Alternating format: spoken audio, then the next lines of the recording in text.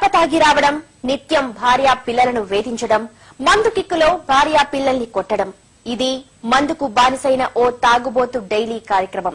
గత కొద్ది సంవత్సరాల నుంచి కాశీరాం ఇదే కార్యక్రమంగా పెట్టుకున్నాడు. సహనం నశించిన భార్యా పిల్లలు ఒక డెసిషన్ తీసుకున్నారు. అంతే, కాశీరాం చెంపలు విమాన మోత మోగాయి. రెచ్చిపోయి కాశీరాం తాట తీశారు.